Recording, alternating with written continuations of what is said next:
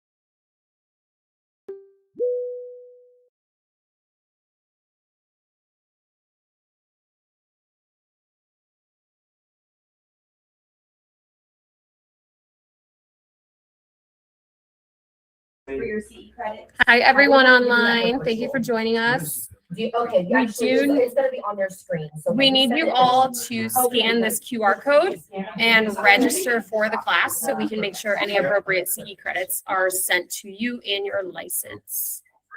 All right, we are unmuted and we are on camera. She's gonna add it to the link. So this actually connects to every link on the whole chain. So it actually's got, there's a, you can't really tell, look at it. Looks like you're right, you see it connects here. Yeah, but there's like Right. little, So there's a, forget, what do you call that, that connects the rest of the lakes from Lake Rochelle? There's a, channel lakes. no, but there's a way that, it doesn't look like it connects, but they have a thing that goes down. A lock. The lock, yeah, it's got the lock out there so you can get like, a little gimmick that goes down like a stoplight. I almost. think so. I thought it was Kind of goes through interesting. and it connects you to That's every it. other.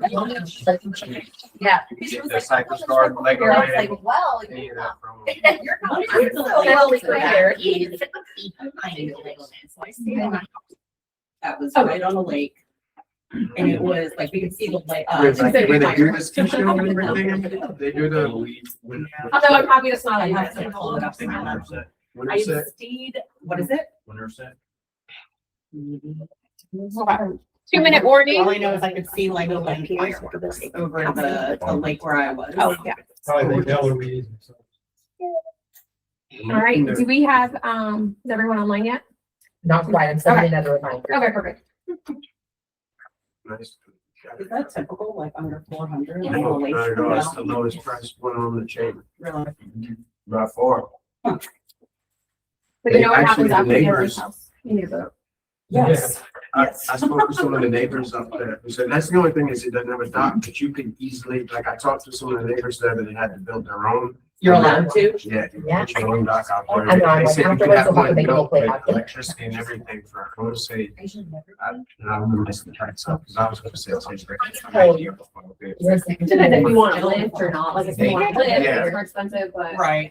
And they, all it is those cattails that be cleared out. And they said they were pricing between, because all of them said they had to clear out cattails to put the dock out there.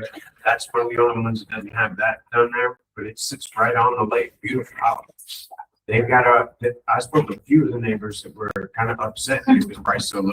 Oh, yeah, it's messing up their value. One that lived like 2 or 3 houses down came over. I was doing an open house for him over there and he came over talking to me about it. And going, I don't understand. How could this not any house out here listed under $500,000? Yeah. Shouldn't have lasted a week.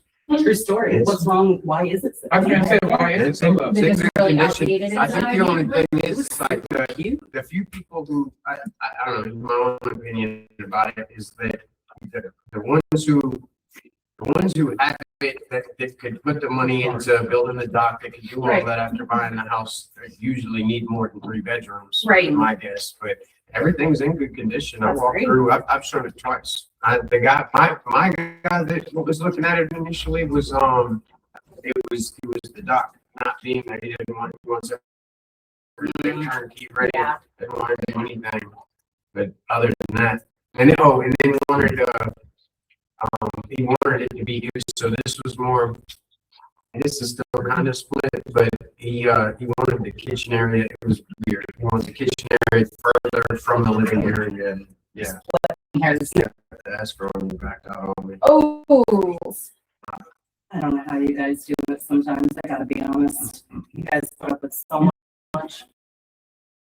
Rick, you remember that one? That was a guy that stayed at the hotel for 3 days here. did he end up getting anything or he just completely tapped out? No, he goes to me. I think they blocked my number. Oh, wow. Yeah, that was, That's how you know you made an impact though. they I'll were give more so, negative, it's fine. they went from so apologetic, so, I was keeping it warm. And Thank then- you. I'm turned around and, After getting the deposit, no, they were going to make it. We had signed everything, we submitted the offer, everything, and right when they're supposed to come make the deposit there. Tapped So they out. told me I would go meet with them and they know that, yeah, I was leaving my house on my way. They called and said, right morning, said, sorry, we've been handed over, it's too far from the hospital. It was all the way out to Frostburg. We have a few people online. Okay. If more people hop on, I'll tell you to start. Okay, But- so they gotta make sure they registered. Yes. And I think it'll keep track of how long, we'll need the attendee report afterwards to show us how long each person was logged in. Sure. So, all right, good morning. All right, actually, yes, it's still morning. It's not one of those things where I'm like, wait, we just had your lunch, is it morning? Good morning. So thank you guys so much for having us. My name is Eileen Brown. I am obviously with Gallagher. I'm the VP of Sales here for our office in Lake Erie, where Janelle is one of our producers. I know she works a lot with you all and was really excited to come in person and meet you guys. Same for you all online. I gotta remember you're on this side of me. So we're really excited to be able to provide you all service. This is our strategic partnerships leader, Monica Santiago. Some of you knew her in her past life where she worked with us a little more locally. Monica has actually shifted into a national role for us. But she is here to sort of pass the baton to me on teaching this class. So you're going to kind of see that we're going to do this together. There are things that she knows that I don't. Maybe there are some things I know that she doesn't know, but I think together we're going to hopefully teach you a thing or two about insurance today. To get things started, everyone online and in person, if you haven't already, you do need to scan the QR code. I believe we also have a link that was dropped in the chat. Super important that you fill that out so that we can give you credit for the class. It is a 2-hour CE in the state of Florida, and it's approved, so we will make sure that we get that credit. You'll see it in about a week or two. Yeah, it takes a little time to update. All right. Any questions before we get started? Good. Are you so excited to learn about insurance? I promise we'll make it a little fun for you. All right, let's get things going. Actually, there we go. All right, quick backstory. I won't go into long because nobody really cares to know about companies, but we are Gallagher. We are coming in on our 99th year. In our past life, we were Assured Partners. That's probably how you actually remember our brand. Gallagher acquired us back in August, and we were actually the largest insurance transaction in the insurance industry ever. The only thing that's changing for us is the name. The people are the same. What we do is the same. I know sometimes, it's, oh, well, now you're this big, huge company. All it does is give us more resources to help all of you and help all of your buyers. The way we do business, who we do it, the fact that you have an individual that is your token insurance agent, none of that is going to change. Relationships are important to us. We work strictly or mostly with real estate agents, with mortgage brokers, with those in the real estate industry. We recognize what an important part of our puzzle you are, and vice versa. We're a really important part of your puzzle. Our goal is to always make your transaction as smooth as possible. We can't control who doesn't, give in their escrow deposits. And we can't control the outcome of your inspection, but we can control giving your buyer not only the insurance that gets them to closing, but the insurance that protects them long-term. Because the last thing that you want is they close on their great, big, beautiful home that they wanted on the lake, and then they realize a hurricane hinders it and they didn't have the right coverage. So we want to make sure that they're always protected. All right, next. All right, couple things. Here's what we're going to go over today. One, we're going to talk a little bit about the state of the insurance market, some recent changes. We're going to discuss 4-point inspections and wind mitigation inspections. I'm sure you all know what those are, but you probably wonder, why does insurance want them? What do they actually mean and how are they affecting my client? We're going to review some of these fun little inspection pieces over here, wiring and plumbing and electrical, and how they're going to impact insurance for your clients. We'll talk a little about the insurance life of some roofs, shingles, talk about solar panels. Those are a hot thing right now, and they're a big yes and no in the insurance world. We're going to go through some tests and repairs that your homeowners can do to minimize insurance claims. It's also going to be really good for your sellers to be aware of before they put their house in the market. And then we're going to talk a little about discounts that can help bring those rates down. Exciting stuff, right? All right, first things first. Let's test your insurance knowledge. So whip out your phones, and you're going to scan this QR code. Everyone online, you will do it as well. And we're going to give you guys a little test. Go to the other screen. And for those online that are actually, hold on a second. I sent over a chat in our WhatsApp as well, so you get QR codes. Actually, don't scan that QR code, guys. We're going to give you the correct game in just a second. So for you that are online, if you can't scan, the web address is going to populate in just a moment. You just access it that way. Hey, where'd the QR go? We're going to do this one. Oh, There you go. There we go. Back in here. So for those of you online, you just go to kahoot.it and then put your PIN number in. For those of you that are putting your name in, if you want to choose a fun alternate. You can make it fun. Yes. Jackpot Jake. Who's Jackpot Jake? I love that. The shirt and all. So I love it. You got luck over there. Jackpot. I always pick the same name. Love Me. Yeah. So I know. Yeah. Here. We've had situations in the past where we've done this internally, and we'll have someone who'll put in a former employee's name, and everyone's like, "How did they get in?" That's actually All right, we got 8. What is it? We have 7 in here. All right. We'll give it 5 more seconds in case there's anyone else online who wants to join. We have 5 online, just so you know. Okay. I'm just sending the chat, making sure everybody can hear Perfect. you guys. Online people. Yeah, I normally give it. Yeah. Okay. Are we being watched? Yeah. Yes. Careful what you're doing. Your phone is better. Hashtag. Big brother's watching. Has everyone played Kahoot before? Yeah, okay, good. All right, I think we're still lingering on I it. see a few people that are online. so Perfect. that's good. Perfect. We'll give a quick rundown just for those that are online that may not have played before. But just keep in mind that now your fellow peers are your competitors. So as soon as we get ready and hit start on the game, you have about 20 seconds to answer the questions. They are all insurance based. Okay, and we gave you the easy version. There's a pass or fail, guys. Yeah, we Not want to even- keep it light and easy. It's summer, we're hot. We don't want to make you guys sweat too much, but there are probably about 7 questions. So if you get it right in the quickest amount of time, you can put on the leadership board. No pressure. You always get it right, so now you really have to. All right, we've got some more, 2 more joins. All right. Just so you guys know, we have somebody on here that has like a notator joint, but it doesn't look like they're physically joined. Okay. That will not count as hours, correct? It will not. Okay, I let them know that. I just want to make sure because we need to make sure everybody. Correct. So, All right, let's go ahead and get this going. yeah. All right, ready? Is it? No pressure. How long are 4-point inspections good for? Oh. Yeah, where they at? Yeah. Oh, I have to press next. Well, now you have to say my God. favorite. Oh, 1 year, 3 months. Actually, it looks like 7 years or until the house is sold. Oh, my leg. Oh, wait, yeah. All right. All right. Oh, 1 year. 5 of you were correct. Let's see our leaderboard. All right. Multiple choice. What are 2 important items listed on a 4-point inspection?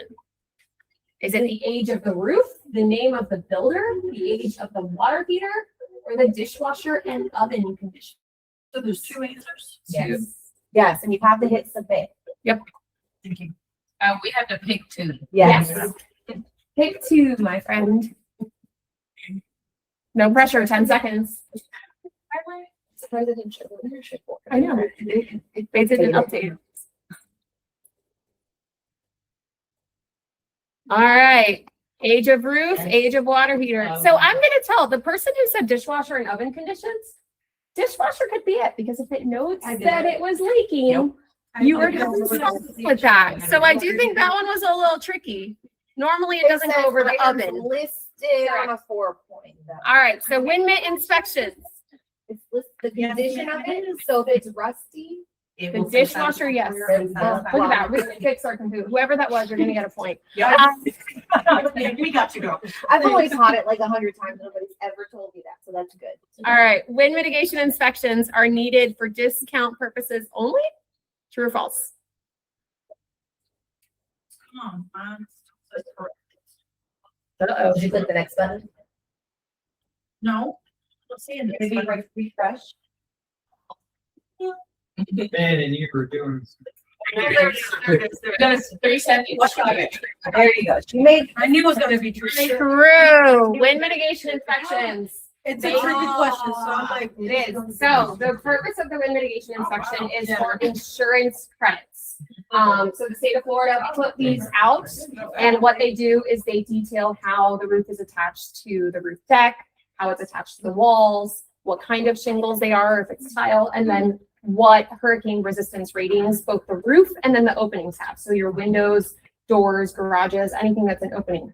That is really the purpose of it. Oh. Yep, it is for, it does not detail the condition of the roof. It doesn't vouch for any of that. It does show you what year the roof was installed, but that's just tied to building codes, which one of those building codes it has to meet in South Florida, 1994. In the rest of Florida, 2002 or newer will get you the discount. But it is not going to vouch for the roof being good. So it doesn't matter how old the home is, how old the home is. When you have a wind mitigation. like- So you want, if your house was built after 2002, the wind mitigation inspection is not going to give you any additional credits because that was the last time that roof, building codes changed for roofs and for impact resistant doors and openings and windows, right? Now, if someone's house was built after 2002, let's say that you were here in Winter Haven and you added storm shutters, then you want the wind mitigation inspection because it's going to be required to vouch that your house has something beyond building codes that are going to give it a discount. But aside from that, if the house was built post 2002, they can save, you know, whatever the inspector's trying to charge them, they can save it. Still all We're doing openings it. still, right? We had Like it has to be. And the all forms- Openings have to be heard. So before I set the timer on this, one thing, the wind mitigation inspection form just changed in April. If you have anybody, like if you have a seller who says, well, I have one on file, upload it to my listing. If it's an old one, it can no longer be accepted. Moving forward, they need the new version of the form. It is a state created form, so make sure your inspectors are using that new April version. All right, next up, in Florida, what is typically covered by a standard homeowners insurance policy? Flood, wind, earthquake, or wear and tear?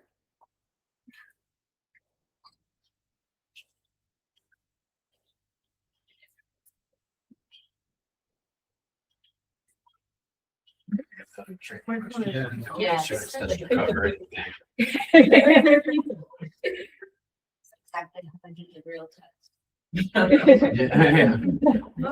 Process of elimination. All right, so it covers wind damage. It is not going to cover flood. So flood is going to require a separate policy.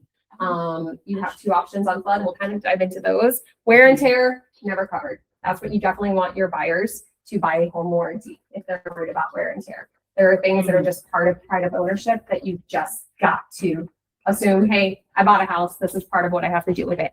Earthquake coverage is fun because we just felt an earthquake apparently last week in Florida. I didn't feel it, but I've heard of people who have. Earthquake is not a covered peril on our policies, but it's not really a risk to us, or so we thought, right? But in states, for example, like California, their policies there will default to having earthquake coverage. All right, true or false? Sellers can transfer their current flood policy to the buyer.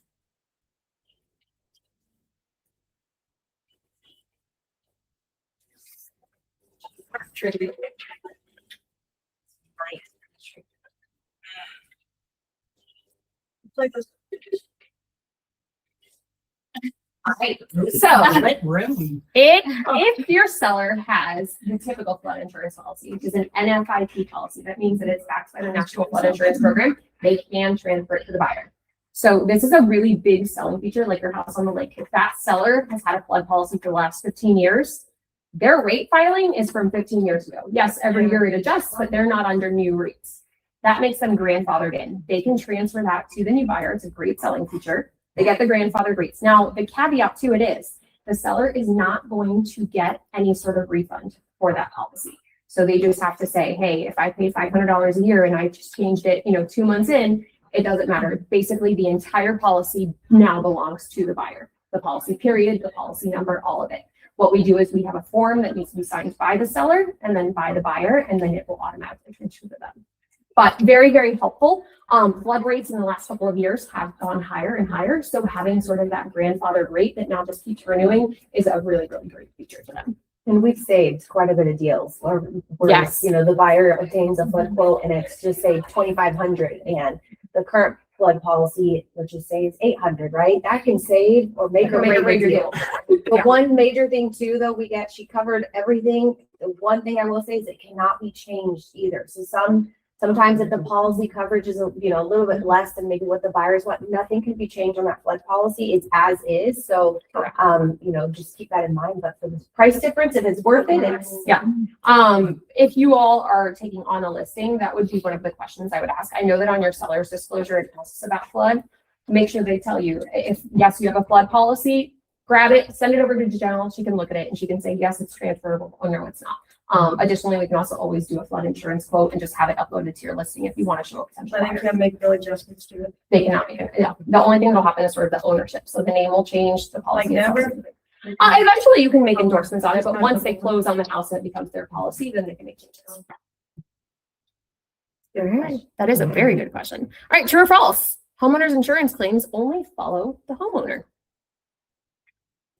These chips are killing me. I don't know. It's so ridiculous. I love them.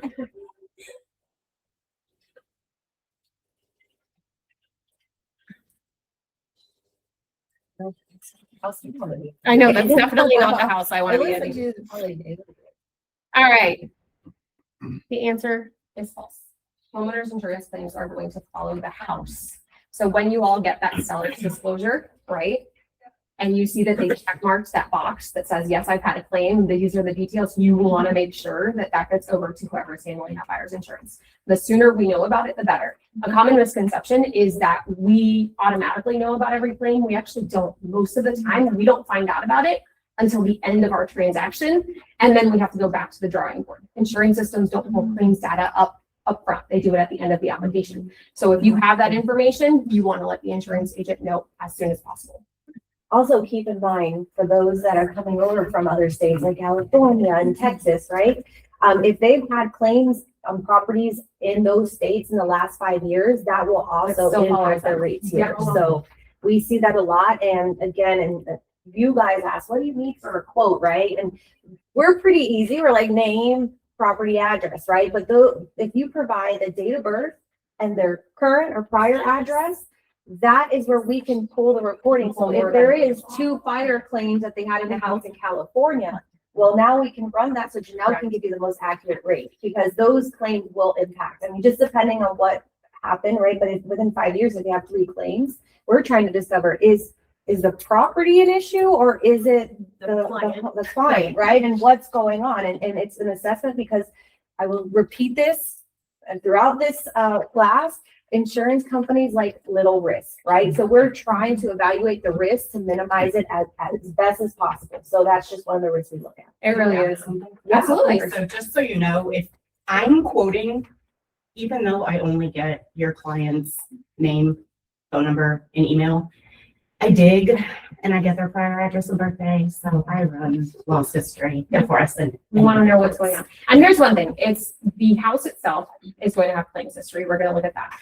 The buyer, their claims history, we're going to look at that. And again, insurance is trying to mitigate their risk. If your buyer, for example, had a fire claim at their house in, New York, what does that tell an insurance company? Well, what happened with the fire? Then we have to dig. What happened? Well, my daughter lit a candle and set the house on fire. Okay, that's kind of a red alert. Now we have a problem, right? Insurance daughter coming Yeah, right. Florida. Hey, I had people also always think, well, it's not the house is fine. Okay, well, but I had a dog bite claim. That's liability. That's a huge risk, right? So that's kind of where we dig into those things. And those things it doesn't mean that we can't find a solution for them. But when you're thinking of the person who got a quote for, I think we said an $800 quote earlier, well, that $800 quote might turn into like a $4,500 quote because now we only have one sort of higher risk category that we can place them in. So really important to share that information up front if you have it. And if you don't, Janelle will make sure she has the right conversation. All right, thanks for playing. Why is it not giving us the leaderboard? All right, hold on. No. Oh, check the podium. All right. It updated. Normally it gives you your place up front or after every class. All right, that's updated. Third place. Hey, first place. Is it going to be our usual winner? Okay. So you get to come up and teach us. All right. Since now you are the insurance expert, right? Love it, guys. I assume that's what I do. Oh, or it'll keep doing the keep sound. All right. Now let's get back into our meat and potatoes here, guys. All right. Not going to dive too deep into this one because we don't have all of the data yet. But you guys have maybe heard in the past about the My Safe Florida Home program, where the state of Florida has certain grants that they are providing for folks to upgrade their roof, their windows, things that are going to make that home a little more protected against hurricane claims. Think about the things that we're saying that your wind mitigation inspection vouches for. The My Safe Florida Home program will help you then have grants to improve some of those things. I know that, actually, here we go. 600 million has just been appropriated, so I did not know that. I actually asked them to update this slide, so that's good to know. But on average, last year, 50% of people saved an average of $900 on their premium. What's cool about this is it is a grant from the state of Florida. I believe there's a caveat to it on you have to own the house for a certain amount of time or you have to pay Primary it back. owner. It does have to be a primary owner. But it's a really, really great thing if you have anyone who is buying a house that maybe lacks some updates to the roof, to the windows. It's really important that you go ahead and file for this. I want to say that every year there's an announcement of what day you can apply for it. It's kind of a little bit of a lottery, but definitely recommend that they do that. All right, let's talk a little about the insurance market this year. It's good. Honestly, it's softening. It's what we call softening. And we get told all the time, don't use that word. That's a very insurance word. And not everyone understands, softening what, the butter, what it means is that we have more and more carriers that are coming into the state. We have more and more carriers that are opening up capacity. If you probably think back 2 years ago, 3 years ago, 90% of your clients had a citizens policy. That's what was making its way across the closing table. We have a lot more options right now. Part of the reason for that is, knock on wood, somewhere, everyone, we've had really easy hurricane seasons, right? We've had a couple years in a row where we're like, all right, we made it to November 30th, nothing has happened. And so what happens, because again, like Monica said, insurance companies are trying to mitigate risk, right? So they're going, hasn't been too risky for us. Let's open things up. Let's bring more policies on. So we're seeing rates decreasing. We are seeing more capacity. What more capacity means is maybe the companies who used to say, well, we only want houses that are 10 years or newer. Now they're going, we'll take all of them. It doesn't matter to us. For a long time, old houses were a little iffy. Now they're saying, we want them. We'll take them. We're seeing more and more companies be a little lenient on claims history, like we were talking, where they're saying, you know what? They used to say, we don't want any claims in 5 years. Now they're going, we'll take one. Maybe we'll take two to us. Send us the information on it, right? So we're seeing it improving. The good thing for the consumer, you have more options, right? A couple of years ago when we were like, hey, your only option is citizens or this other one that's 5 times higher. Now we could probably give everybody 3, 4, 5, 10 options. Now, are they always going to be right in line with each other on rate? No, but you're going to see that some of them are going to give your clients more options on coverage, more options on endorsements. You'll see some, like I think we'll talk about solar panels at some point. You'll see where some of them now will say, hey, here's one that for $10 more covers your solar panels instead of another one that excludes it. I have an old house. Typically, insurance companies don't want to give me water damage coverage. Right now, they're like, hey, we'll take them. It's okay. So it is a really, really competitive market right now for everybody. Perhaps now more than ever. And I'll toot Janelle's horn here. More than ever, you want the right broker who's going to shop around for your client. If you're with, a broker who maybe only represents 3 or 5 companies, that's it. That's what your client has to choose from, right? When you go, Janelle's got 30 or 40 companies at any given point that we can shop through, right? That's just going to make sure that your client has more options. Kind of like when you go to Publix and, you go down the cereal aisle. Think of our insurance companies, right? The cereal aisle just keeps getting bigger right now. Couple things on the inspection side. I recommend sellers get a 4-point inspection. And you guys might think that I'm crazy because you're going, why would the seller use it? But give it as a negotiation tactic for you, number one. It's going to show you what might come up on this house that's going to deter insurance, right? Your full inspection that the buyer does, they're gonna pick at every little detail on it, right? Because they want you guys to come back and give them a credit. But when you show that 4-point up front, you can show, hey, what insurance wants, what could potentially deter the whole deal from closing. Here you go. The roof is good. The water heater is good. The AC is good. The electric's good. The plumbing is good, right? It's a minimal investment. I want to say, from what I see, they're usually $75 to $100 with most inspectors. Maybe if you have an inspector where you say, hey, we're going to have all of our listings go to you, maybe they'll even cut you a break. It's a really great way for you to upfront already tell the buyer, look, this is a great house. Everything is clean. Everything is perfect in there. Oh, close to perfect. Additionally, it'll show your seller, maybe there's something that needs to be fixed, right? If that 4-point shows the water heater has rust on it, it's a red flag, right? You can say, hey, listen, let's mitigate it now for $500 so that we don't have a buyer come back and try to negotiate $5,000 for it, which we know is going to be unreasonable, 4 points, every house over 20 years old. You definitely want to get them on those. Something that's newer than 20 years, realistically, it's not going to need it. There may be situations where we're going to need some information like a water heater. Water heaters, and we'll talk about them. Anything over 15 years turns into an iffy category. We don't necessarily need a 4-point to vouch for it, but it doesn't hurt to have it. And then your wind mitigation inspections, we talked about that. That is discount related. you want them to do it. Most inspectors these days, I feel like, basically give you the 4-point and the wind mid as like, a nice little package. That's just gonna help lower the rate. If the seller has a wind mitigation inspection, we can use that to determine the rate, but we are gonna end up needing one that's in the buyer's name. So that's another feature for you. If, for example, you let's say that you decided to use your inspector to provide the 4-point and wind mid on a listing, talk to that inspector. Hey, will you be willing to update the name on it for the buyer? There's another great selling feature. Any questions on this? Anyone online with questions? Nope, no questions as of now. Janelle, anything you want to add in on inspections? We're about to take a deep dive. We're gonna go into that. deep dive. Then I'm gonna ask you for some input. All right. Well, actually, how about I'll ask this? So hearing that the market is back, right? Are you guys seeing that on your own personal policies? Are you seeing the renewals improving? And we need to shop that. Yeah, I worked in insurance for a long time, so it's kind of expected, but I have an older home too. With I encourage you guys to look at, and we haven't touched on auto insurance, obviously because real estate, home insurance, but check your auto insurance. Believe it or not, I've met with many people that are, my auto just went down. And they have calls with us and I'm like, yeah. But there's a lot of changes in the insurance market, but especially on auto insurance, it's also. There are. Actually, I'll tell you, I just got my own auto insurance renewal this morning and it went down by 9% from the last 6 months. So if you haven't shopped your own policy, be it auto, home, or if you have clients that are talking about it, we'd love to take a look at it. That does never hurt you.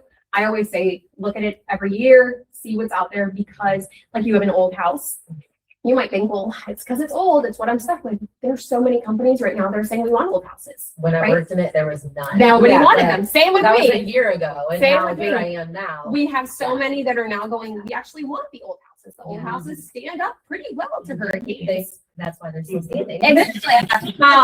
So yeah, knowing that the property market is improving, the auto market is improving, definitely make sure that you're taking a little figure on. I think we always are like, your buyer, but we forget we are consumers too. Yes. We all have that bill that we don't want to pay every month, but we do.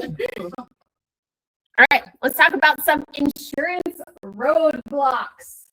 Post-closing repairs. How often have you had one of those negotiated on one of your contracts? What was it? Roof, not as much anymore.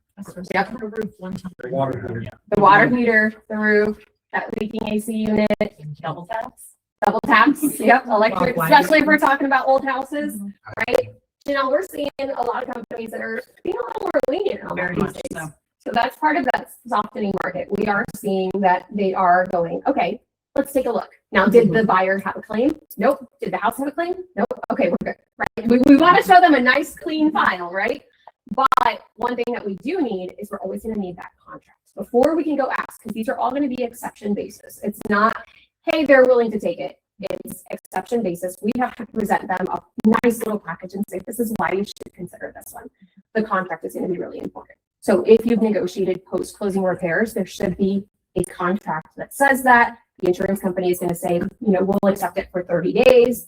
There may be caveats to it that are going to say, well, in those 30 days, if something happens, we're not going to cover it, right? If we said, hey, you're going to get a new roof, and then 15 days in, the roof leaks and damages, the insurance company is going to be like, nope, you knew it was a bad roof. So there will be some stipulations to it, but it's not sort of that complete roadblock like it was. It's kind of like a little detour right now, I think, a little instead. So another thing will be open claims. Open claims are big. So seller's disclosures, I know, ask you about claims, right? So they say, have you ever filed a claim? What was the claim for? The date, whatever. If that claim wasn't closed, meaning if it was not completely resolved, and sometimes even if they didn't pay anything, it stays open because their insurance company wanted proof that they did something and they fixed it. Open claims are going to be a big red flag. We are going to come back and say that seller needs to call their insurance company. They need to get it closed. Now, it won't necessarily update in those systems Janelle is pulling, but we're going to need something on paper that says, yes, this claim was resolved. Here are the repairs that were made. Here is sort of all of the updates to it, but that's going to be really important. And that's going to be both on the house we're insuring and again, on the buyer. So if their old house had an open claim, the insurance company is still going to want to see that that one was closed too, even though that's not the house they're insuring, but ultimately we're insuring that person. And they're kind of judging the person a little bit, if I have to be honest, you know? They're gonna judge you a little. They're looking to see what's your claims frequency, what happened, what do you do when you have a claim? And then your 4-point can be a roadblock. It can also be a wide open, let's go, we're good, but it can be a roadblock. If something is bad on it, if something shows a deficiency, you know, listen, some of our inspector friends are really great. And, you know, they're like, the roof is great, it has 10 years. And then they put a little note that says, it has one missing shingle. And That's then it. a photo of it. Roadblock. That is the big They're issue. covering their butts. Yeah. They are. But the company says The absolutely. company no. will tell you, nope, sorry, go back. We want to see proof of repair. We're going to want to see that. When you have an inspection causing that sort of roadblock to the transaction, a lot of times, you know, we'll say, listen, show us proof of repairs. The best thing to do is proof of repairs and get the 4-point updated. The more documentation that we can say, look, it was looked at again by the inspector, it is good. It's very easy to say the water heater was leaking. Here's the receipt from the plumber that says I fixed the water heater. Okay, we'll present that. But if we can have that receipt and the inspector's re-inspection that now shows no deficiencies, that's going to be a lot better for our case to get that inspection from the insurance company. Any questions so far? How are we doing on time? Oh, we're going fast. Yeah. All right. we have some questions. Yeah, there's a lot more. All right. Every time I have a question, you answer it like in 2 seconds. So. Well, teach me next time. All right. Let's talk 4 points. Monica loves to call. Monica's a big Willy Wonka fan. And when she passed the torch to me, she said, you should take the golden ticket off because that was a very, and I'm like, no, now it's like my homage to you. So she likes to say that 4-point inspections are the golden ticket to insurance. And they honestly really are. It's going to be the best way for us to vouch for the condition of the house. Now, while Janelle is probably very nosy and looks at the Zillow listing in every photo, and so do I. Listen, it's fun. It's like my Saturday morning habit. The 4-point is that official vouch, right? The 4-point is what's really looking at it in depth. If I pin it to sort of the mortgage side of your transactions, the pre-approval letter is great, right? But they need to do the full underwriting. They want to look at bank accounts. They want to really dive into it, right? So think of the 4-point as that part. It's kind of our deep dive to vouch for the condition of this house. It's going to cover the AC. You know, I always say HVAC. My husband says HVAC. I think it's HVAC. Yeah. So anyways, electrical, plumbing, and roof. If I had to say which one is the most important, probably roof number 1. What do you think? I think a roof is easier to get an exception on. Yeah. I would I say think plumbing. electrical, plumbing. If you have corroded plumbing, they're not touching. Yeah, you got to repipe your whole house. I guess that. Yeah. Well, I think the cost of the roof is more, but I think the encumbrance of plumbing is harder. Yeah. And then HVAC to me is an interesting one because there are plumbing components to it, and if they know like it has a leaking condenser line or it has that can be a red flag. So we think the AC just matters for cooling, right? Insurance is looking at how often does that thing end up backing up and causing water. Actually, the condensate light in my own AC just leaked at my house, right? Because it's hot outside. So that's another one that matters. Another thing too, you know, we don't encounter this that often, but insurance wants a house to have heating and cooling. If you have any of these old houses that have window units in them and it's only for cooling, I know in Florida you're like, who's using the heater? They want it to heat and cool, and it has to be a permanently installed unit. If not, again, doesn't mean we can't find any options. We have 2 carriers who would be willing to take it. Oh, wait, sorry. I thought Nope, that you're was the next one was heating and cooling, but. Electrical, these old houses with aluminum wiring, with double taps, cloth wiring, all the wiring issues, but also little simple outlet fittings, right? So, and actually maybe I'll use this as a moment to say, please don't ever send us the full home inspection. Please don't. Or you just do it, just throw it away. It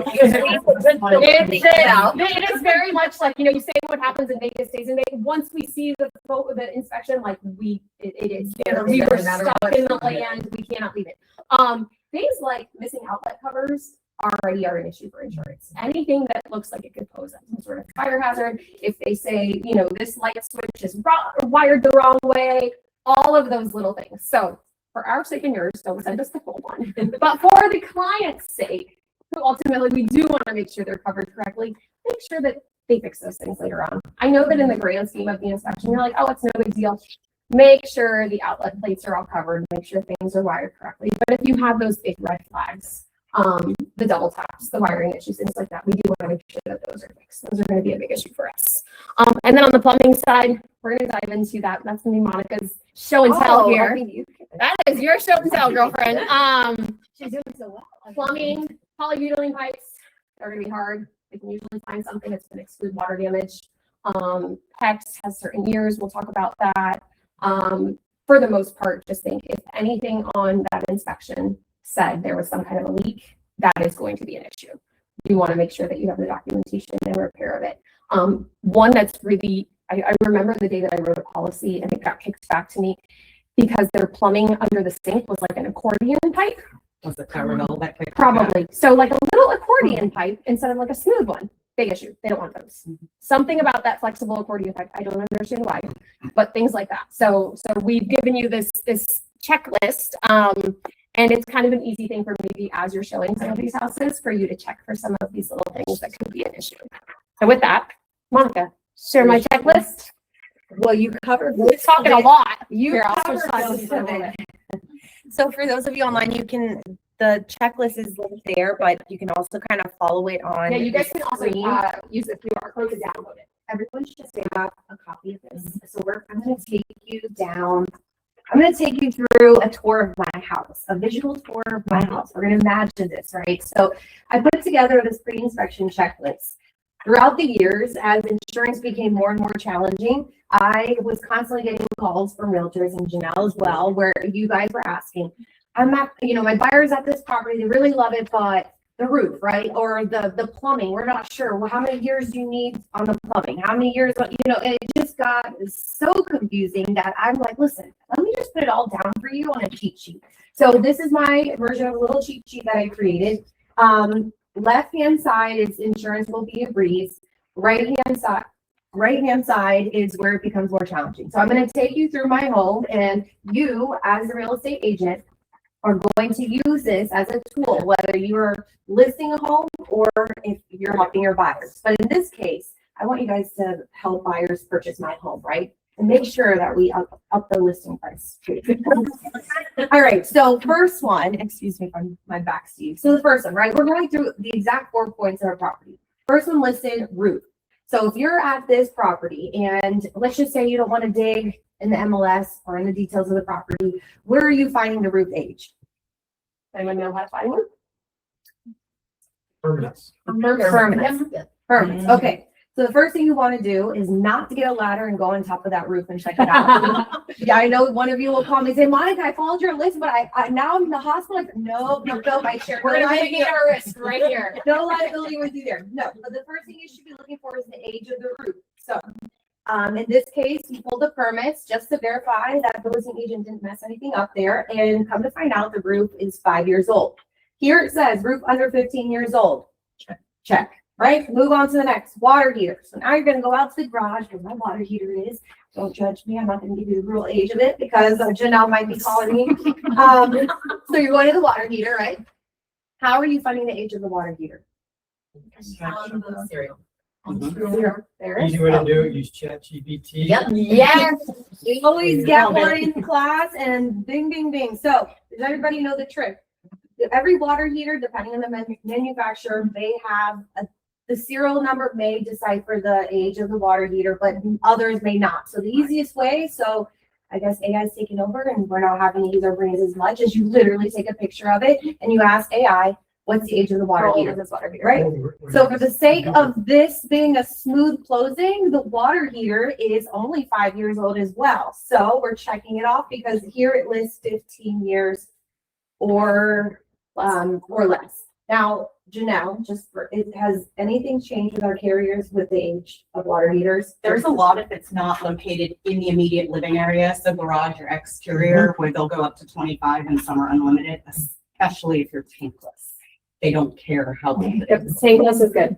And the reason for water heaters being a big issue is it's a giant tub holding a whole lot of water. If something happens, that's a lot of water that floods out. Mine's Tankless doesn't, it just runs off. So the trick was, I told you, I want that to my garage. It's definitely not a living area, so we're good there. 5 years old. So the next, right, AC units, go out past the garage, same deal. Take a picture, ask AI. And the good thing about AC units is that, and personally, in my opinion, they're on the bottom of the list of problematic, right? So with AC unit, you just want to make sure 20 years or newer. Now, if it's a little outside of that, Janelle usually can get that resolved. Yeah, make sure it's working. Again. Heating and cooling, check. And the next, we're gonna take a walk right back into my garage. We're gonna go to the electrical panel. You're gonna open it up. And then you're gonna say, what the heck am I looking for, right? So the first thing you're gonna look for is on the door, there should be a sticker, right? You wanna check what is the manufacturer of that electrical panel, right? Then anybody, without looking at your piece of paper, tell me one problem manufacturer. Starts with S. Sylvana. Sylvana. Sylvana. Zipco? Yeah. Uh-huh. Zinscombe. Well, lucky enough, Challenger. if you kind of go right over to the left-hand side, I listed out in bold all 5 of the manufacturers that you are trying to avoid. Now, one other tip, if you open it, house might be built in the 20s, right? And maybe the sticker on the door is no longer visible. Look at the breakers. Now, if you see colorful breakers, which I'll show you an example in a few slides, but this right here is a Federal Pacific breaker. Taken right out of my father-in-law's house after harassing him for a solid year. Solid year. I said, hey, you cannot sleep at night. I can't sleep at night because you have a Federal Pacific breaker and you know what's our panel and you know what's going to happen. They do not, what is it? They don't pop, they don't trip. They don't They don't trip trip, off the yeah. breaker. I don't know what is my brain doing. Cause a fire. And so, yes, he swapped it out. I have the whole panel. I decided not to bring that to the, didn't want to lug it. But you're looking for this. If it's not red, you're going to see Easter basket colors, pastel colors, and that will cue you. You're going to then want to probably say, all right, for the sake of this example, we're going to move over and we're going to say that's the Federal Pacific panel, right? So now you're suddenly marking on the left-hand side. We've got one issue so far, but we're not done. We still have to go to the plumbing. So the next one. And this one, for some reason, realtors are always like, wait, are you serious?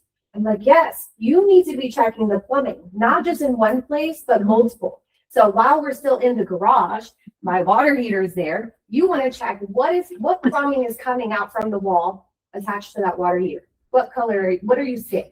Are you seeing something like this? Anybody know what this is? Hopefully not. That's right. Hopefully not. Polybutylene plumbing. We'll talk about this in depth, but this is, to me, an insurance nightmare. Yes. Okay, plumbing. I'm still Also a insurance is homeowner not- nightmare. Homeowner, insurance nightmare, realtor nightmare. You don't know it, but it is. But if you see in this case, it's copper coming in, right? But you think you're done. No, you need to go under this kitchen sink. You need to go under bathroom sink. And now you need to check. And not only are you looking for just the plumbing, but what Eileen mentioned. Accordion pipe. What is coming out? Is it rusted? Does it look like your next door neighbor said, hey, I used to be a contractor 30 years ago and I can fix the plumbing for you. Slap You just together. slapped it on, what are you looking for? So make sure you actually know what the plumbing is. Again, another ChatGPT, if you just need to take a picture and ask, because sometimes PVC, PEX, they're all white. Sometimes you get mixed up. So in this case, lucky enough, my house did have poly and it was replumbed before I bought it. So we are clear. The only thing that is an issue right now is the Federal Pacific panel. Here I list out if there's 2 or more issues on this side and everything leads back, but you can kind of read through. Wiring, things like that you might want to additionally look at. But the main core of this is to help guide you through as if you're a 4-point inspector. If you're listing the house, again, now you can go to the seller and say, hey, I just did this and you actually do have a Federal Pacific panel. Now, Janelle told me we might be able to get to closing with this panel, but if you want to have a smooth 21-day closing, I think we should just change it out now before. Or you can already Okay, list it in your remarks, seller will offer a $5,000 concession at closing. Yep. For a panel. It's going to give you that thing that you get to throw out there already. So they're not using it on the back end with that inspection as a negotiation tactic. One more thing on this is, in most of your CRMs or your back office tools, you should have a way to check the flood zoning for the property. But again, if you're at the property and you just want to do a quick little check, You can scan here and it'll take you to FEMA's website so you can see the flood zone when you plug in the address. And then digital copy is here. So again, if you don't want to carry a little folded up version in your purse everywhere you go or in your wallet, just scan it and save it as an image in your phone under your photos, and then you can reference it anytime you need it. And you'll eventually, honestly, we have a lot of our real estate friends who will now call and be like, hey, I found this house as poly and now I was able to negotiate. You'll eventually remember what these things are, but it's a really useful thing for you. Even ahead of your inspection with your buyer, right? Before they're spending that $500 on an inspection, if you already see a couple of these red flags, you can tell my buyer, hey, I've already seen a couple of these things.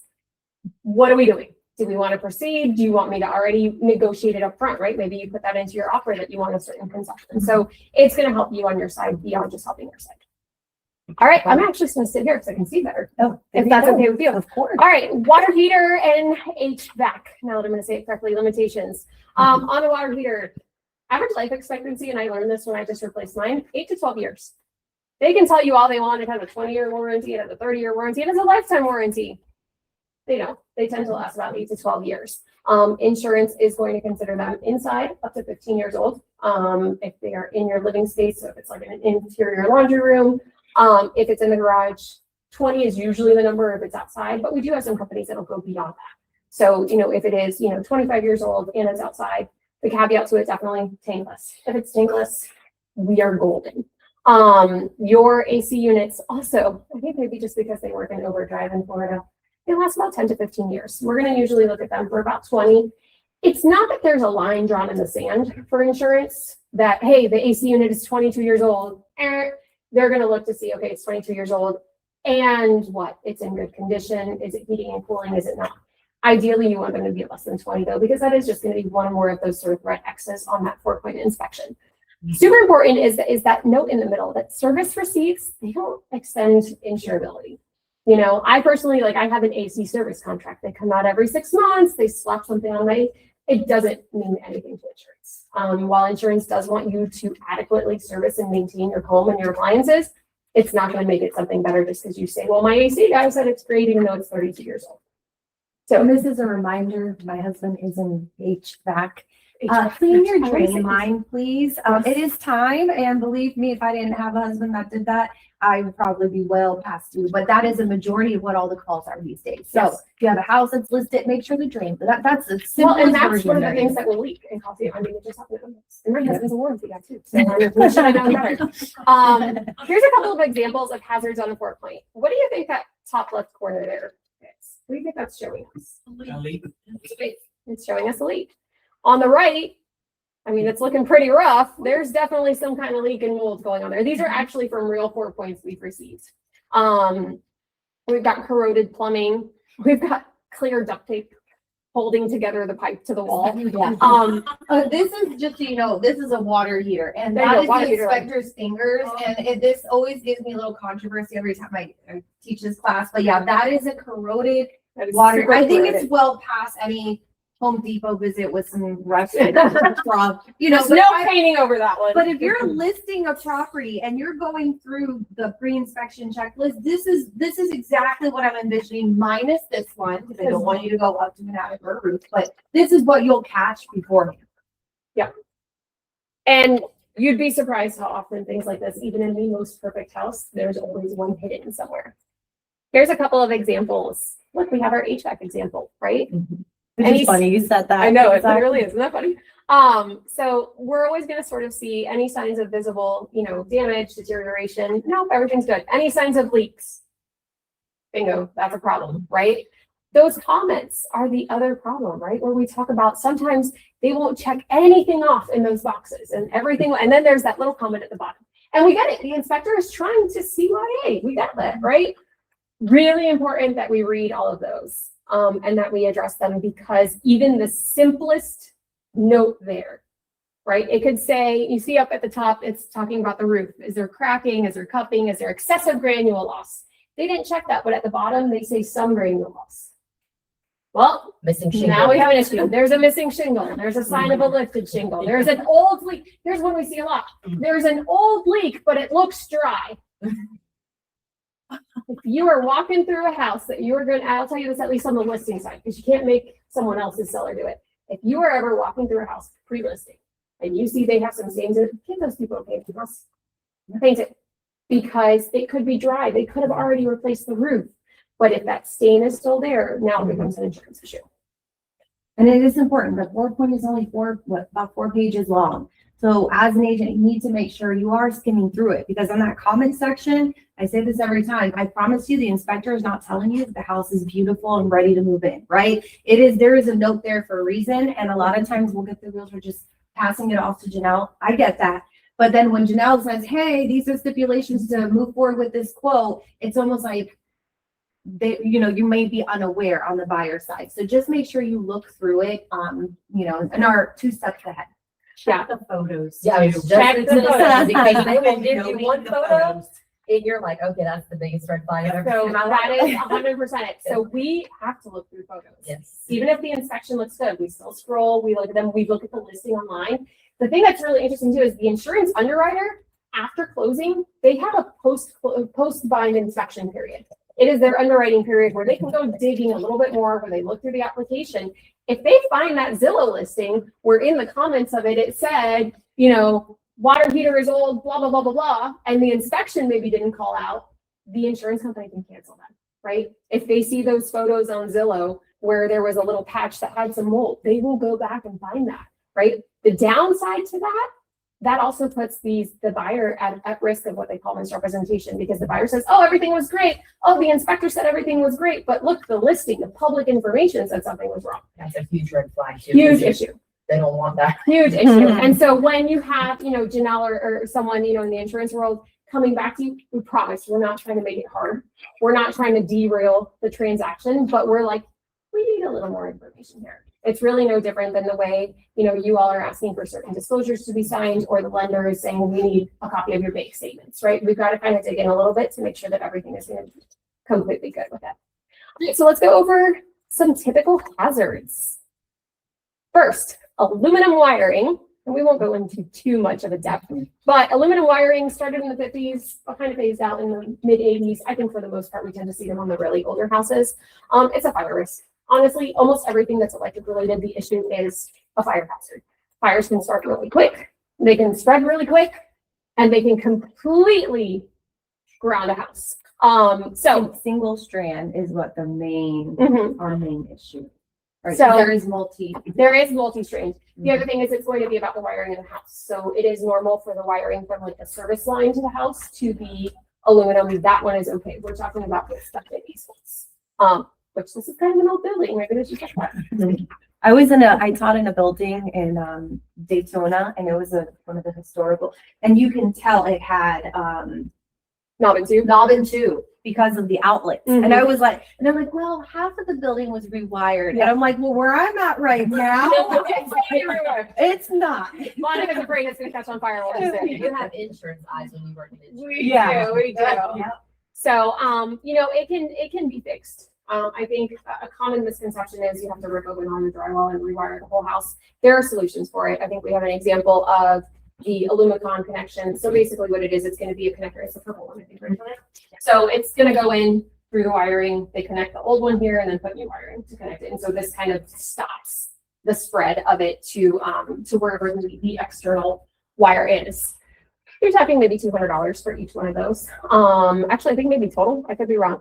Rewiring a house, a lot more invasive. Now, if you ever have someone who's buying that old house and they know they're going to gut it, absolutely. If you're pulling everything up, then go ahead and rewire it. If you're going to do a full major renovation, if you're adding on, you want to do that. Cloth wiring was also pre-70s. It is another example of something that just catches on fire. It's literally wires that are covered in cloth. I'll sacrifice my life because this is a cloth wire. Obviously, you won't really see it, but the way that it's Wrapped, think of it like when you wrap like an injury. It's just wired. But really quick, I just wanted to mention one more thing, because aluminum wiring comes up quite often. And a lot of times when we're presented with it, if there's no remediation at all, it's just just aluminum wiring, single strand. How many options do we have carrier wise? Like -2. No, we have like 2 or 3. 2 or 3. So then looking at obviously a full rewire versus adding the lumicons, or there's three different names: pigtails, lumicon, fulcrum. It's an electrician's job, not ours. We stay in our lane, right? But how many options do we have if the 4-point inspection comes back? Quite a few. Okay. Most will take the Illumicon. So you go from, imagine you have a house like mine, right? That has single strand aluminum with no remediation and polybutylene plumbing. Do you think we're gonna get far with that? So these are the things that this will help you get to the closing table. So this, I would say, is usually the one that comes up first as far as remediation. But obviously rewire would be beautiful because then it just opens up availability across the board. Well, Sorry. and if you find out that the house has one of these issues early on, Janelle can quote it both ways for you. She can give you the quote that says, all right, if they don't fix anything, here's your quote. If they do fix it, here are your options, because now there's going to be more of them, so that you can see, well, is there a $3,000 difference between those quotes? When you think of $3,000 over the lifetime of owning that house, it's probably worth saying, let's go repair it. In addition to the fact that we obviously want to mitigate fire risk. Nobody wants their house to burn down. But we can always kind of show you the before and after, just so they can evaluate it. You know, if maybe the buyer says, well, there's only a $300 difference, I think I'll take my chance. Yeah. At least we educated them and we gave them their options and we explained it to them. Not in tube, we talked about it. It is a tube.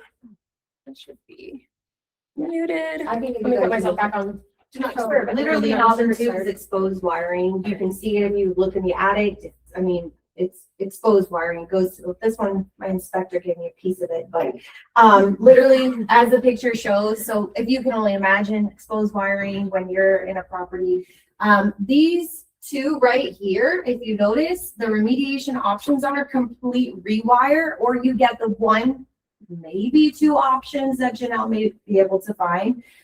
So keep that in mind, but this is going to be 50s and prior. So your property is going to be fairly on the older side, maybe historical. I feel like I was in. I mean, how often have you seen knob and tube? I have never seen knob and tube, but that one, there's no exception. In Yeah. any company, cloth wiring, we can get away with something. Yeah. I think aluminum and cloth are going to be what we probably see the most. Knob is definitely, I mean, I've been doing it for 20 years. I think I've maybe seen it show up once. Yeah. Electric candles, we kind of talked about, you know, Monica's father-in-law with those. You see, East of basket yellows. It just depends on the brand. You know, your current ones just have, they're black, they're sideways. You know, if it strips, because now it looks red, you know?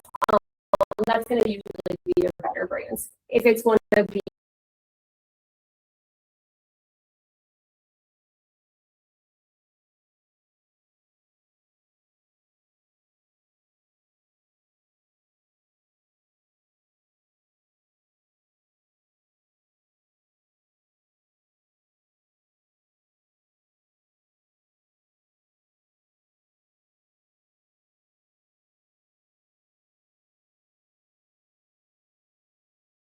buyer from risk. First time home, one day that I walked downstairs and the ceiling had collapsed downstairs from an upstairs bathroom where the poly pipe burst. And I was like, oh no, It's time. not prepared things into buying this house. We were not ready, right? And so that's where I think sometimes it's easy for us, especially with our insurance goggles. We're like, well, for insurance, no, also just for you as a homeowner, it's really important that they be aware of these things. Speaking of poly, I want to say most of the times that I see it, it's usually like your mid 80s to early 90s houses. Those seem to be the ones who just have not been repiped. It's gray, it's obvious, you will see it. It is one of the items on the seller's disclosure. So make sure you read that for your buyers. Make sure you send it to them if they see. Do you have polybutylene? Yeah, it's one of those on there. So it's my favorite thing on seller's disclosures is yes, no, don't know. Well, if they check mark don't know, Figure it out. they do know. All right. They just don't want to put it in writing. So that's where definitely we want to go look under their sink. We want to look at all of those things. Most of the policies that we're going to offer that will accept it, which are going to be very few of them, they are going to exclude water damage. Why is that a risk to your client again?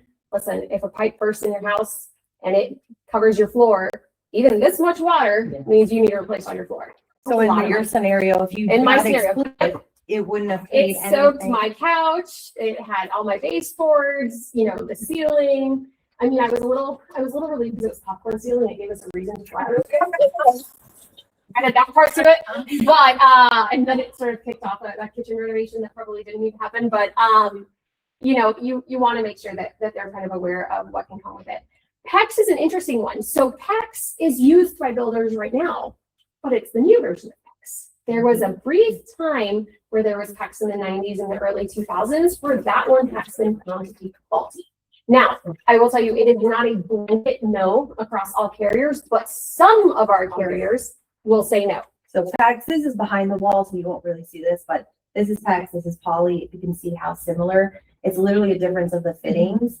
And obviously our water corrodes. So that's why she's talking about the older PEX was built almost similar to poly, and we still see. And I think that on it, it says it somewhere. Mhm. Yeah. Maybe not on this one. There's somewhere on, There's on a code the that is- pipes where it'll, again, we can ChatGPT that, right? Mm-hmm. But with PEX, it's not a blanket no the way poly usually is with all companies. There are a couple of them though who it does say which one is PEX, and then it'll ask you, was it pre-2010 or pre-2010? Post is going to be okay. CPVC is fine.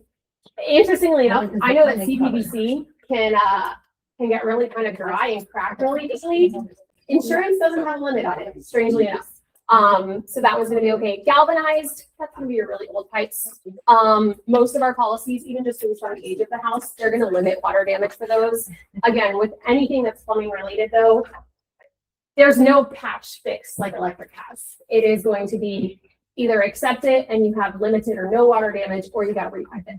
Repiping, it's gonna depend on the size of the house. It also depends on how many plumbing, I don't want to say outlets, not an outlet, but you know, how many sinks, how many fixtures, right? How many sinks, how many toilets, how many hoses, things like that. So again, that would be one, if I was looking at a listing, I'd probably want to negotiate that a little bit. Just knowing that it's involved. You also think that they're going to tear up your whole house, where if they don't, they cut, you know, small squares in your drywall and they feed everything through, they drop it all in through the attic. So even though you think the house is old, they put it from the ground, they just leave those old pipes, they drop everything in instead. So it's not terribly invasive. Also, one thing on a 4-point we've seen where they'll list that only under the sink they've found poly, and the rest of the house they didn't find any. It's all or nothing. So if it's one sink under the bathroom that has poly, the whole house is rated as poly, so we fall under her underwriting as the whole house has poly. Correct. So again, on the listing side, going through my pre-inspection checklist, if you see it, then know, hey, if I'm only finding it under one sink, we better get this fixed now, right? Before it's on paper, and then you have to get a whole new 4-point inspection once it's remediated. So They're also going to look at any water-based appliance. If that is showing a leak, that's a problem. So if it says there's a dishwasher that's leaking, if it says the ice maker doesn't work or is backed up, those are going to be some issues. Those may not pop up on the 4-point unless the inspector puts it in the commentary, but it's going to also fall back on the buyer. If it was shown in the full inspection, it is important that we talk about it, because should something happen and insurance says, well, audit, we want their inspection, they can then decline their claims altogether. All right, limit inspections. They're good for 5 years, unless you got them before April. no one. So those who already had it, if it's an existing owner, they're not losing their discounts. They don't have to go get a new one. But anyone moving forward, if they're trying to get discounts on something or purchase a new policy, it does need to be the new version. It's going to look over a couple of things. The roof to wall connection. So that is how those roof trusses are attached to the walls of the house. It's going to look at the age of the roof. Was it done after 2002 or before 2002? It's also going to look at the roof deck attachment. So in that leak picture earlier, you could see a bunch of nails going through the roof. So there are measurements that the WinMit does based on how far apart the nails are placed, how big they are, how thick they are. What does that do? It just means the roof is better attached, right? There's less chance of the hurricane picking it up and taking it. It's going to look for secondary water resistance, which is going to be an underlayment that some roofers put under the shingles to just give it an extra layer of water resistance. It's going to look at your openings. So what's interesting about that, if you have a house where they're like, well, I have impact rated windows, great, but you didn't replace your front door, you don't get the credit at all. It's an all or nothing. Every single, correct. Shutters. Every single opening to the house has to have some form of hurricane protection. It's got to be rated. Even if you have You know, our nineties houses loved those glass cinder block windows in the bathrooms.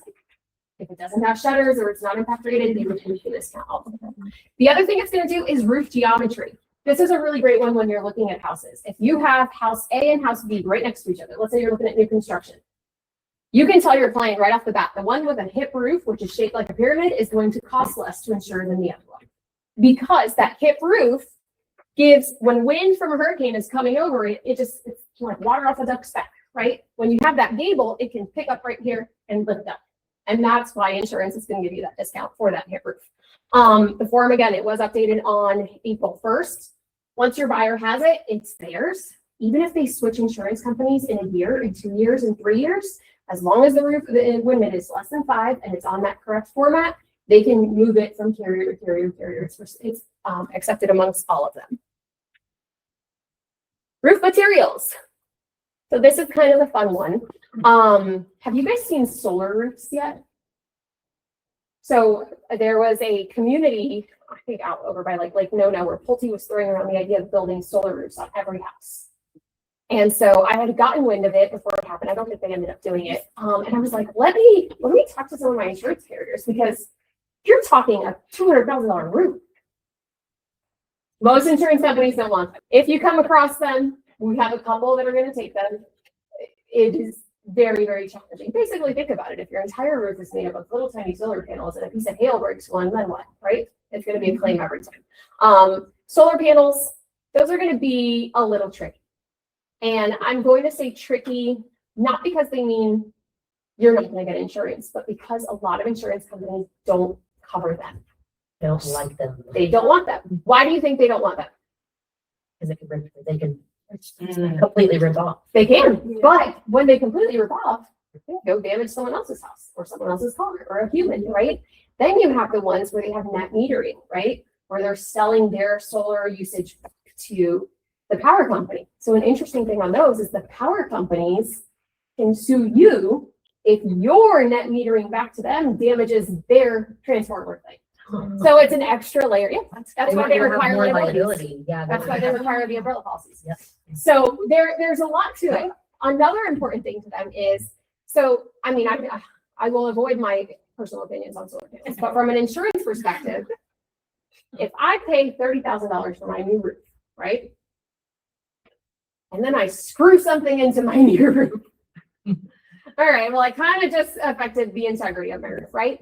But beyond that, say that roof has to be replaced. The insurance company, even if they're covering the replacement of your roof, they're not going to pay to take those down and reinstall it for you.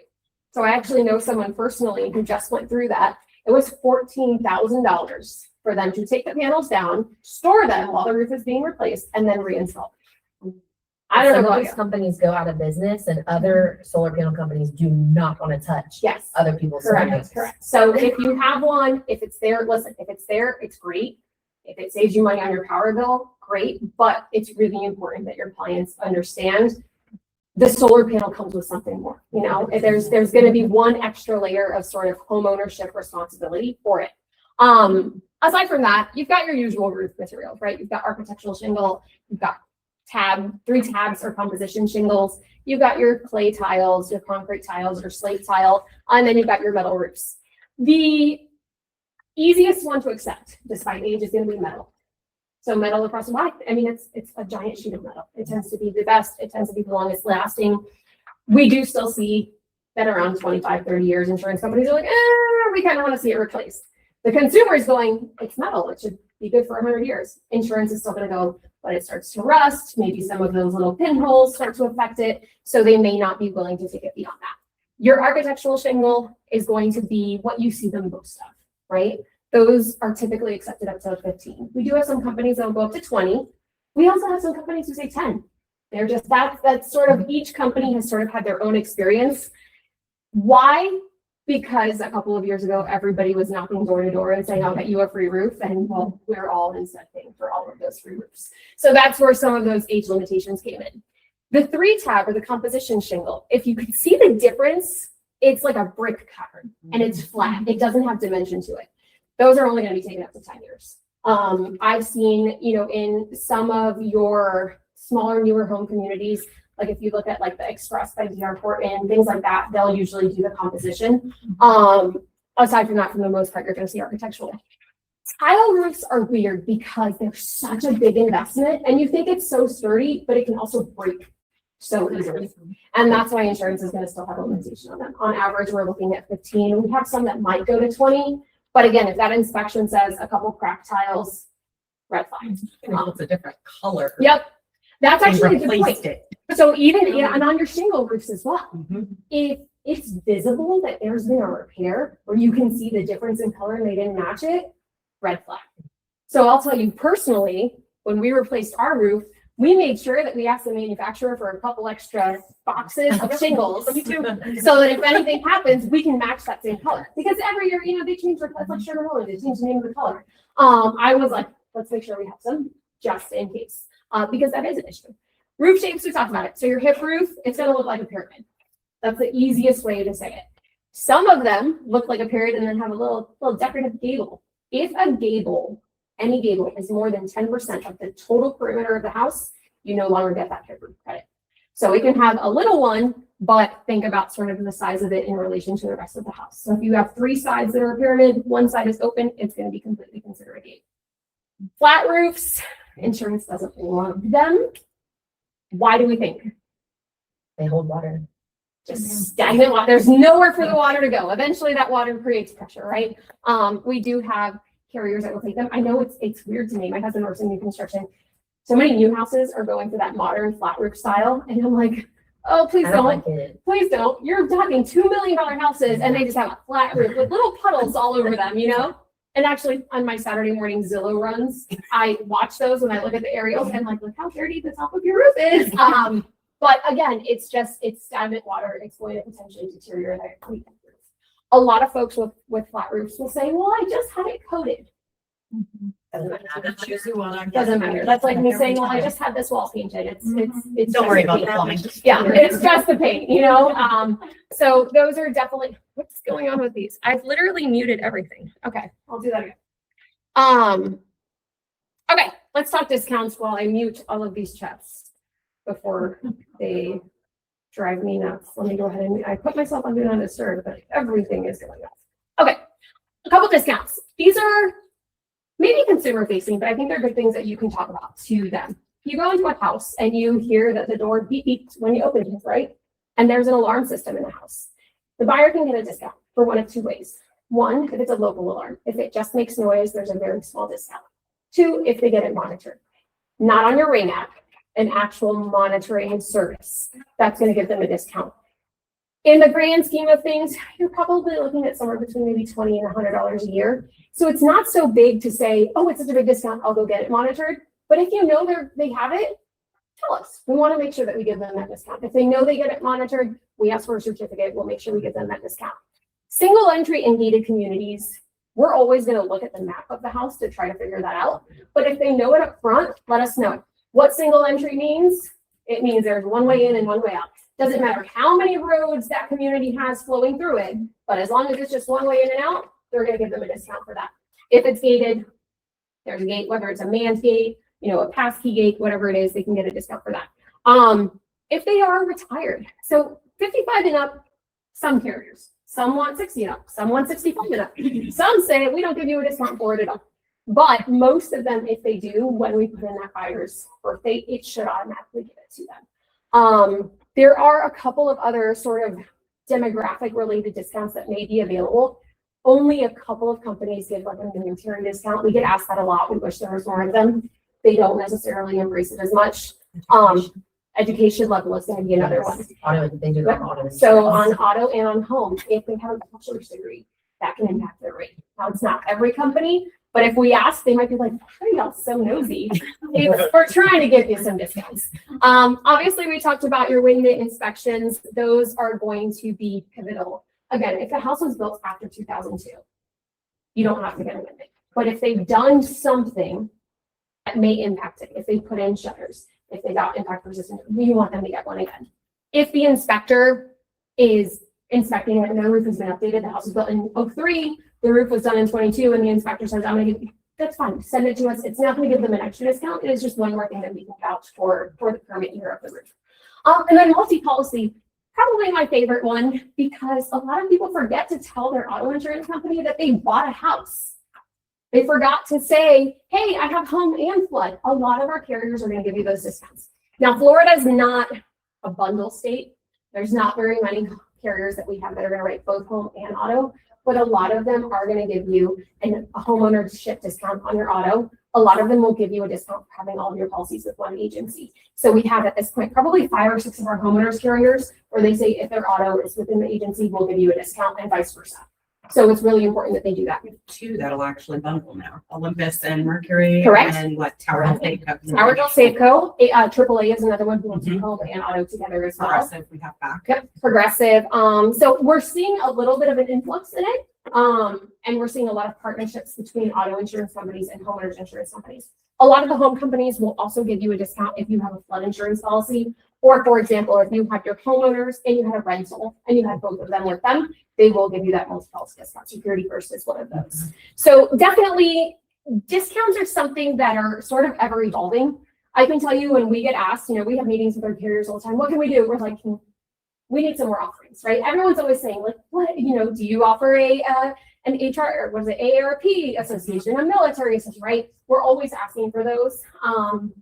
We don't always get them because everything that insurance companies do with regards to rate and discounts, they have to file it with the state of Florida. It is not just the flip of the switch of, hey, we want to give a discount for this. They have rate filings. They have to file all sorts of actuarial information with the state to get approvals. Another really good discount is an early quoting discount. Get the quote as soon as you can. 45 They lock days you. sooner, yeah. So if there's a rate change, you're still getting a discount. Usually it's Correct. like 8 days. I Yep. feel like it's a sweet spot. Yep. We have a lot of them that'll do that. So if you get your quote sooner, it doesn't mean we have to bind it right then and there. Although we will probably hit on the fact that we're in hurricane season and we think everyone should bind soon. I didn't even know that was the next slide.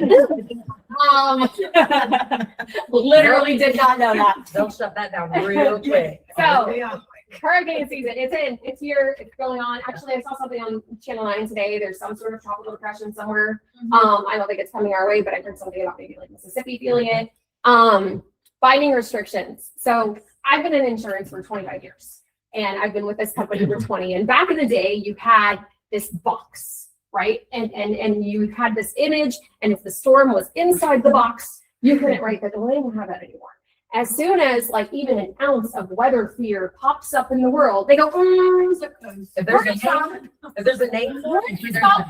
I've seen that even, they have invest 93.48, and they're like, we're gonna stop. And what's happened is, of course, right, you have your folks that just go buy it the last minute. Oh my God, I gotta buy insurance right now, right?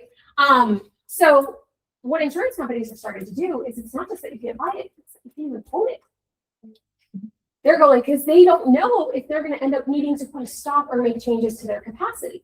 So it used to be that we could just still keep quoting, and that's okay. And we'd say, hey, when the restrictions lift, we'll write your policy. But let's say that right now, binding restrictions are put into place because there's a storm coming in through Tampa. They don't want us quoting in Tampa because they're going to decide whether they open Tampa or not based on did they suffer a lot of damage there, right? The one thing that they can do while they have to file their rates with the state and all of that in policy language, capacity is something that they have the ability to turn on and off, right? So they can say, we don't want to take older houses anymore. We don't want to take this county anymore. And so that's where binding restrictions can really derail us, not just in that moment, but a little long term. So during this time of year, from June 1st, that feels like it was yesterday, it was already 2 weeks ago, all the way till November 30th.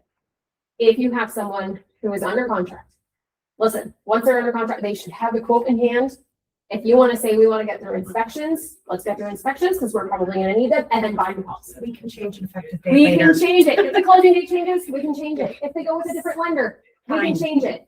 But you want them to lock in because the last thing that you want to happen, and I've seen it a million times, oh, I need to bind my policy. I'm closing next week. Sorry.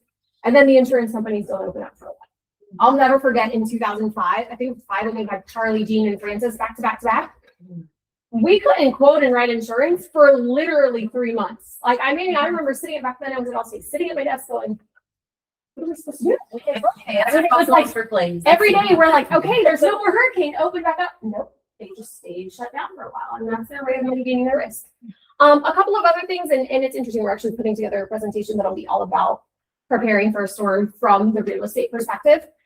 Talk to your sellers about mitigating the risk of their own house, right? Trim trees, remove things that could be projectiles, clean your gutters, make sure all your doors and windows close correctly.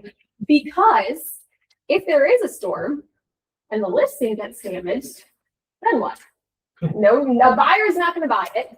You're gonna have that open claim we talked about. It's post-hurricane, so it's probably gonna take 3 months to get a contractor to fix it for you anyways, right? So really important that they sort of mitigate those things ahead of time. The most common are going to be those overhanging trees, trim things that could hit your house, right? Cleaning your gutters so that they don't, overflow and end up flooding parts of your house, and just make sure that everything that's open to the house is well sealed. Make sure your generator works. And yes, ma'am. I have a quarterly reminder on mine that says start a generator. You want to just make sure that those things are all good. And then, this is the part where I'll say from the auto insurance perspective, because everybody thinks hurricanes hit house. Hurricanes can wreak havoc on your cars, y'all. And I will tell you this just personally. If the streets are flooded, don't drive your car. If you have a tree that looks a little, don't park your car, right? Or go trim that tree, right? Think of things like basketball hoops. Lay them down if a hurricane is coming. You don't want that thing toppling over on anything because it's really easy for a hurricane to damage those things. And then flood insurance. We recommend it. Listen, I want you to scan that. I want you to tell your clients you're in a zone, you're not in a zone. I know you have flood disclosures now. Even if you're not in the flood zone, Surrounded by wires. get it. I can tell you, I live in East Orlando. I am not in a flood zone. Every time a hurricane comes through, there's water to my mailbox on the street. Every time. And I'm like, but I'm in zone X. The drains can't handle it. The drain, that is exactly the issue. The drains can't handle it. Everyone thinks flood is just the torrential rain. It's not. The rain alone isn't 3 feet of rain. It's everything just starts backing up and it starts to flood. So really important that they do that. They do have the option on flood to buy both that NFIP policy, which is your federally insured policy, or they can buy what's called private flood insurance. So the NFIP policy is going to have a 30-day waiting period, which means either if you have a closing, we can make it effective that day, but you gotta buy it before, or it's always gonna have a 30-day waiting period. Private flood, we can usually do it sooner. I wanna say it's got like a 5 or a 10-day period. So we can make that one sooner. With private flood, there's also more options. So your standard National Flood Insurance Program policy caps out at $250,000 for the building. On private policies, we can go above and beyond that. We can write a $500,000, $800,000 loan dollar. So there's a lot more options for them. Any questions so far? Oh, look at that. I also just got ahead of that slide. We talked about assignment of flood. That's a really, really good feature. If you get that flood disclosure, please make sure that if there is a seller with flood insurance that you consider that. Flood is going to be rising water. It's easy to say, well, my roof was leaking and my house flooded. That wasn't a flood. That was water damage. That was exterior rain coming in. It's easy to say my pipe burst and it flooded my house. That's not flood. That's water damage from plumbing. So just remember that flood is going to be that rising water that's going to affect everything. And definitely, I think our city drains, our county drains, they're suffering these days, y'all. All right, look at that. 2 or more residents, 2 or more acres or 2 or more. Correct. Any questions? Do we have any online? No, everybody's All right. good online. Any questions? Oh, Give us yes. something, girl. Come on. Okay, so if I get inspection done, Mhm. does that get reported anywhere? No. Okay, because I was like, I don't think I've ever got one online. Did you know that with the new wind mitigation forms, the carriers are uploading them to the insurance regulation and they stay on, oh yes. I didn't know that. They stay on file. They stay on file because they are forever, because they are finding discrepancies. Oh, And that is why the form changed. okay. I have an inspector who was just telling me this. Well, it's interesting. So we've actually seen that where we'll look at a house and we're like, that doesn't look like a hip roof. And the windmill will say it's a hip roof. Or vice versa. We'll say this one looks like a hip roof and the inspection says it doesn't. I didn't know that. So that's good to know. So that's why they sort of changed it. Yeah. Oh, I remember we used to get such bad backlash. Yeah. So really important that, listen, vet your inspectors the same way you vet your insurance agents. We want to No make sure that kidding. you're using the right No ones. kidding. But overall, I think one of the things that we want to make sure is insurance doesn't have to be scary. It doesn't have to be the toughest part of the deal. I know that historically, especially in prior years where rates were higher and options were lower, it was like, well, the insurance agent is about to screw my deal. We're not there, thankfully. Our market is changing. The industry is improving. I think a lot of that legislature that limited the free roofs and all of these, exorbitant claims, I think that's made a really big impact on us. And we really are just here to say, one, let's get your transaction closed. But beyond that, I think we all just want to always make sure that we remember, like, this is a big deal for people. And I think it's easy to think of insurance as just a bill. And we want to make sure that everybody thinks that insurance is there to protect you, right? Insurance is there to make sure that whatever happened to that house or to your car or even to your liability, right? So your assets are covered the right way. And that's really what, at the end of the day, our goal is just that. I know I've had claims, you've had claims, we've had those situations where we're like, whoops, that's not covered and I wasn't financially prepared. But I've also seen the situations where you're like, oh, I'm really glad insurance just saved my rear. It's Right? what if. It is. And it's hard for us because we sell something that's not tangible. Like you're selling the American dream, right? We're like, we just want to protect your American dream. So if there's anything that we can do, we're always just a phone call away. Janelle does not mind. Send her an address saying, I'm looking at this. What do you think? She'll get a little joy out of clicking through the Zillow listing anyways. Yeah, it might take me a few minutes. Because we look at every photo. We might judge some of the kitchen choices or floor choices. But we definitely want to make sure that we can be a really great service for you guys and your buyers. So we appreciate your time today. Thank you. No, we just ordered them because we moved our office. Oh, we did. I was gonna say, I think It's moving next month. So that's what we have. if you want to send, I can give you my email if you want to send me your Let's contact send info our or forward it info, out. if we can send it out. Right? We have a WhatsApp chat that And has I- all of our offices. Oh, awesome. Love How many of you have it muted? We look at you, like, we muted. Oh, I should be good. One last tip that I'll sort of share with you all. If you are on the listing side, I really recommend send a listing over. She can give you a quote. You can put it in there so that your buyers aren't going, oh, well, my State Farm agent can't get me at this house. Right. We can give you a couple of options. We can just, we don't have to put every carrier name. We can just show you here's what the range of insurance would be so that it already kind of prepares you for that conversation when they inevitably want to come back. I know historically we tend to try to use inspections and insurance as a little bit of a push factor. So we can definitely try to help. Also, don't feel bad sending me 5 addresses. If your client's looking at 5 houses, the insurance can make or break it. It can. Yeah. I had somebody yesterday, last week, 2 houses on the same street, pretty similar specs. One was in a flood zone that had a $5,000 flood policy. The other was not. Oh, wow. Yeah. We We're always used to send a happy to. basic and a standard, so like a little less of an option, a That's little what better. I always do Yeah, a too. little better of an If option. you've worked with It's me, Yeah. good, better, best. And then, yes, exactly. And then if the realtor comes back or whoever says, we need it at this range to get the payment right. Exactly. Tell me where you need to be. Exactly. And it's very, very helpful when we, when they know. Also, if they get another quote that kills my rate, Send it to me. So I'm not getting the same coverage. I promise you're I not. used to ask them Let to me send me a match it. copy. Give me last look. Yeah. Give me If last look. nothing more, we always say, we're either gonna tell you like, hey, here's the good, bad, and ugly of it, or we're gonna say, wow, Awesome, that's right? great, go take it. I've asked people, who did you go with? Yeah. So I can tell my supervisor. Yeah. Yeah, absolutely. So yeah, we're always.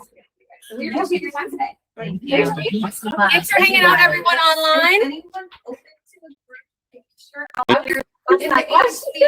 actually, there you go. There's your contact. Yes. I didn't know. I'm gonna send it, I'll send it in our WhatsApp. So that's perfect.